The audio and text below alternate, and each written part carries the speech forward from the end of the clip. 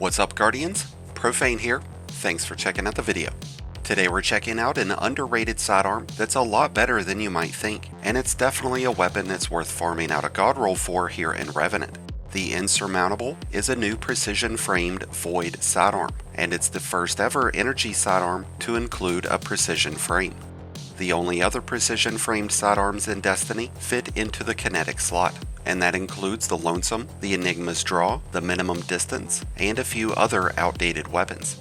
The Insurmountable is one of the new Revenant weapons, so you can obtain it by completing the new Onslaught mode, and by ranking up with Ido in the last city.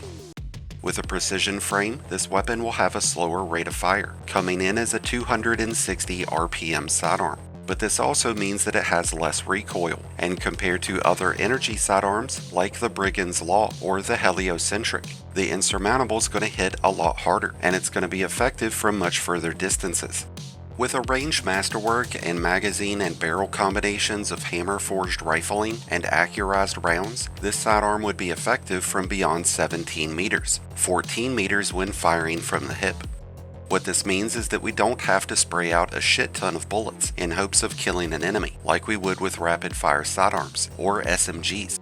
We're going to be able to hit precision shots much more consistently, even when firing from the hip, and that allows us to conserve our magazine and optimize our damage against each enemy. Reload speed is the Achilles heel of the Insurmountable, but that could be improved with the use of the flared magwell magazine option. Like the other Revenant weapons, this comes with the Dark Ether origin trait. This will randomly create floating charges of Dark Ether energy after final blows, and by coming into contact with them or shooting them, you'll automatically reload and potentially overflow Insurmountable's magazine, and that could see us having over 30 rounds in the magazine. With the use of the Dark Ether Generator artifact mod, whenever a Dark Ether charge is created, there will be a second charge provided. Now this wouldn't completely negate the need of reloading, but it greatly reduces how often it'll need to be done. And since those charges are going to damage nearby targets, it gives us a nice boost in our ability of clearing out big groups of enemies. Not only is this a nail driver of a sidearm, but it comes with some extraordinary trait combinations that will make this just as viable of an option as the Heliocentric with Heel Clip and Incandescent. In the third column we have options of Air Trigger, Demolitionist, Attrition Orbs, Threat Detector, To the Pain, Lone Wolf, and Repulsor Brace. Demolitionist and Threat Detector will solve our issue of slow reload speed. Demolitionist will regenerate grenade energy, and it will automatically reload this weapon whenever throwing our grenade. By using Threat Detector, we would have as much as a 60-point increase to our reload speed whenever we're surrounded by enemies. But the big third column trait that we're after is Repulsor Brace, as this provides a 70-point overshield after defeating enemies who are under the effects of a Void debuff, like Suppression, Volatile, or Weaken.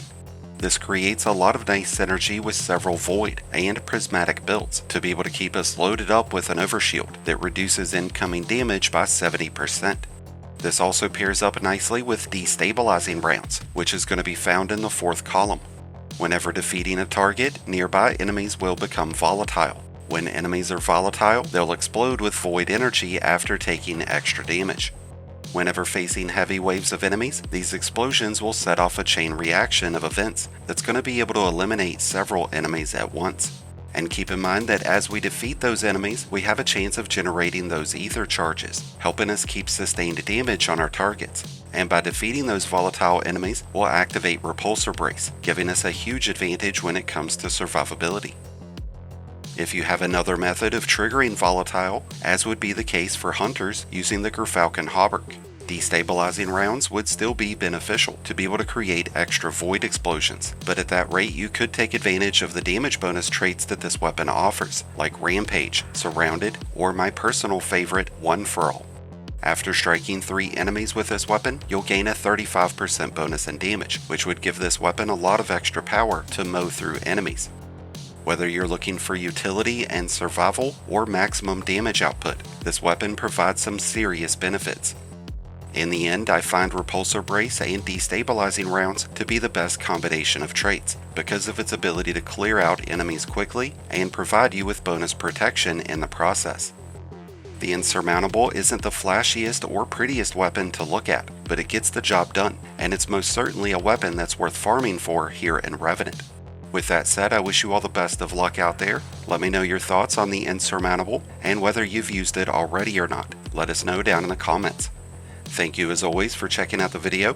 If you enjoyed and found it helpful, then be sure to hit that like button below, along with the subscribe button if you're new. Both are greatly appreciated, and both really do help support the channel.